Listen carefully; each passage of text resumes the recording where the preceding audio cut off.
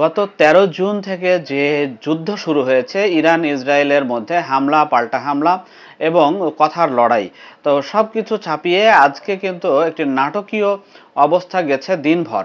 এটি হলো যুদ্ধবিরতি নাটক। আমরা ট্রাম্পের টুইট থেকে শুরু করে বেশ কিছু নাটকীয় অবস্থা দেখেছি এবং যুদ্ধবিরতির ভাঙ্গার পরস্পর বিরোধী অভিযোগ এবং অভিযোগ অস্বীকার এটি দেখেছি।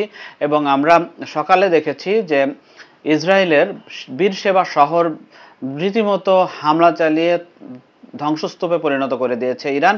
এমনটি যদিও পরে আইআরজিসির পক্ষ থেকে এটি অস্বীকার করা হয়েছে। এদিকে তেহরানেও মুহুর্মুহু হামলায় কেঁপে উঠেছে, তেহরানেও বিস্ফোরণের শব্দ শোনা গেছে। ইসরায়েল এই হামলা চালিয়েছে। তবে পরস্পর বিরোধী এই দোষারোপকে ছাপিয়ে আজকের আলোচনায় আমরা বলবো যে ইরানের যে যুদ্ধ অভিযান পরিচালনা করলো ইসরায়েল ও যুক্তরাষ্ট্র, তো এই যুদ্ধ অভিযান পরিচালনা করে তারা লক্ষ্য অর্জন করতে পেরেছে কিনা, নাকি সম্পূর্ণ ব্যর্থ হয়েছে।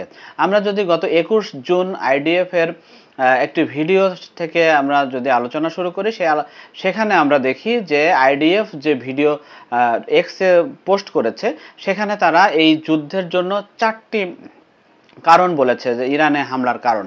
তো এই হামলার কারণের মধ্যে রয়েছে, প্রথমেই হচ্ছে পরমাণু অস্ত্র নিরস্ত্রীকরণ, অর্থাৎ ইরান পরমাণু অস্ত্র সমৃদ্ধকরণ সাফল্যের দ্বার প্রান্তে, এই অভিযোগ তুলেই মোটা দাগে হামলাটি করা হয়েছে। এবং ইরানের ফোর্ডো, নাতানজ এবং ইস্পাহান, এই ৩টি গুরুত্বপূর্ণ পরমাণু সাইটে যুক্তরাষ্ট্রের নেতৃত্বে বাংকার ব্লাস্টার বোমাও নিক্ষেপ করা হয়েছে। ৭টি B-2 বোমারু বিমানে করে এই হামলা পরিচালিত হয়। হামলা পরিচালনা করার শেষে ট্রাম্প কিন্তু নাটকীয়ভাবে যুদ্ধবিরতির ঘোষণা দেন। যদিও আমরা দেখেছি যে মধ্যপ্রাচ্যে সবচেয়ে বড় ঘাঁটি আল উদাইদ ঘাঁটি কাতারে অবস্থিত, সেখানে হামলা চালিয়েছে ইরান এবং 20টি মিসাইলের মধ্যে 19টিকে নিষ্ক্রিয় করা হয়েছে এবং একটি সেটা আঘাত এনেছে এবং কাতারের পক্ষ থেকে সেখানে কোনো ক্ষয়ক্ষতি বা হতাহত হয়নি, এমনটি বলা হয়েছে। তবে এই যে পরমাণু কেন্দ্র ধ্বংস করা এবং যে কোনো মূল্যে ইরানের পরমাণু অস্ত্র অর্জনের ক্ষেত্রে বাধা দেওয়ার যে লক্ষ্য, তো এই লক্ষ্য নিয়েও বেশ ধোঁয়াশা সৃষ্টি হয়েছে। কারণ আমরা দেখেছি ফোর্ডোর যে স্যাটেলাইট ইমেজ, সেই স্যাটেলাইট ইমেজে কয়েকটা জায়গায় একটা মানে গর্তের সৃষ্টি হয়েছে, এমনটা আমরা দেখেছি। আমরা যারা এই যে বাংকার ব্লাস্টার বোমা সম্পর্কে জানি, তো তারা আমরা বেশ কয়েকটা ভিডিওতেও দেখেছি যে বাংকার ব্লাস্টার বোমা মূলত প্রায় ৩০,০০০ পাউন্ড ওজনের হয় এবং এই ওজনের কারণেই ভূগর্ভের ৬০ মিটারেরও বেশি ভেতরে ঢুকে তারপর এটা বাস্ট হয়। তার মানে হচ্ছে এটার যে বিস্ফোরণ ক্ষমতা সেটি মানে অতুলনীয়, এটা এবং এটা নারকীয়, কিন্তু সে ধরনের কোনো চিহ্ন আমরা এই ইয়েতে দেখিনি। অর্থাৎ ইরানের পক্ষ থেকে যে এই পরমাণু কেন্দ্রে হামলা হয়নি, এটিও প্রমাণ যেমন দেয়া হয়নি, তেমনি এই পরমাণু কেন্দ্রগুলোতে ম্যাসিভ ক্ষয়ক্ষতি হয়েছে তেমন প্রমাণও আমরা যুক্তরাষ্ট্র বা ইসরায়েলের পক্ষ থেকে দেখিনি। এর আগে আমরা হামলার পরপরই আমরা খবর দেখেছিলাম, ইরানের রাষ্ট্রীয় টেলিভিশন দাবি করেছিল যে ইয়েতে হামলার আগেই এখানকার যত পরমাণু উপকরণ ও যন্ত্রপাতি এগুলো নিরাপদ স্থানে সরিয়ে নেওয়া হয়েছে। তবে নিরাপদ স্থানে সরিয়ে নেওয়া হয়েছে এর সপক্ষে যেমন ইরানের পক্ষ থেকে কোনো প্রমাণ দেওয়া হয়নি, তেমনি এই সাইটগুলোতে ম্যাসিভ ক্ষয়ক্ষতির কোনো নজিরও আমরা যুক্তরাষ্ট্র বা ইসরায়েলের পক্ষ থেকে দেখিনি। ফলে পরমাণু অস্ত্র যে নিঃশেষ হয়ে গিয়েছে বা পরমাণু অস্ত্রের স্বপ্ন যে ইরান ত্যাগ করেছে, এটি এখনও বলা যাচ্ছে না। এই হামলার পরে যদি যুদ্ধবিরতি হয়, অনেকে অনুমান করছেন যে ইরান এখন মরিয়া হয়ে এই পরমাণু অস্ত্র নির্মাণ বা সাফল্যের উপনীত হওয়ার চেষ্টা করবে।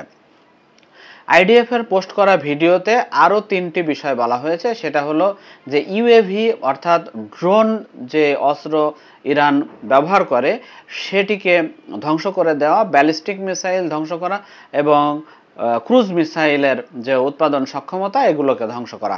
আমরা দেখেছি যে আজকেও এই যুদ্ধের মানে প্রায় 2 সপ্তাহ হয়ে গেল, আজকেও ব্যাপক হামলা হয়েছে ইসরায়েল জুড়ে। অর্থাৎ এই মিসাইল নিক্ষেপের সক্ষমতা যে ইরানের মোটেই কমেনি এবং 125টি যুদ্ধ বিমান সহ বাংকার বাস্টার বোমা B-2B বোমারু বিমান সহ যে অভিযান পরিচালনা করা হয়েছে, এর পরেও আজকে ব্যাপক হামলা এটা প্রমাণ করে যে ইরানের মিসাইল নিক্ষেপের সক্ষমতাটা অতুলনীয়, অপ্রতিদ্বন্দ্বী। তার মানে হচ্ছে যে এই চারটি যে লক্ষ্য, এই চারটি লক্ষ্যই আসলে বিশ্বাসযোগ্যভাবে পূরণ হয়নি। এর বাইরে আরেকটি লক্ষ্য নেতানিয়াহু বারবার করে বলছিলেন যে ইরানের জনগণকে রাস্তায় নেমে এসে রেজিম চেঞ্জ করে ফেলতে হবে এবং খোমেনি সরকারকে উৎখাতের আহ্বান জানিয়েছিলেন। আমরা দেখেছি যে আজকে সন্ধ্যায় তেহরানের ইনকিলাব স্কোয়ারে আমরা বিজয় উদযাপন করতে দেখেছি সাধারণ জনগণকে। তার মানে হচ্ছে যে ইরানের জনগণ এখন এই এক্সিস্টিং সরকারের প্রতি আরও বেশি ঐক্যবদ্ধ এবং আরও বেশি ট্রাস্টেড হয়ে গেল।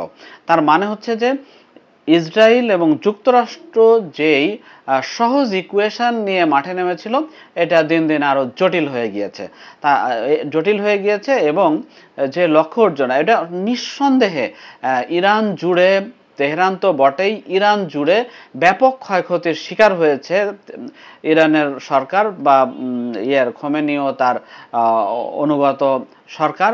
কিন্তু মানে নজিরবিহীন ক্ষয়ক্ষতি এবং পরমাণু বিজ্ঞানী মিনিমাম 12-13 জন পরমাণু বিজ্ঞানী, মিনিমাম 20-22 জনের মতো IRGC কমান্ডার, কর্মকর্তা, শীর্ষস্থানীয় সামরিক কর্মকর্তা, গোয়েন্দা প্রধান, এদের হারালেও আলটিমেটলি যেই লক্ষ্য নিয়ে ইসরায়েলের এই ইরান আক্রমণ বা যুক্তরাষ্ট্রের যে ইরান আক্রমণের সহযোগিতা, সেটি কিন্তু পুরোপুরি পূরণ হয়নি। মানে ব্যর্থ বলা যাবে না, তবে লক্ষ্য যে পূরণ হয়নি এটি বলাই বাহুল্য, এটি নিশ্চিত করে বলা যায়।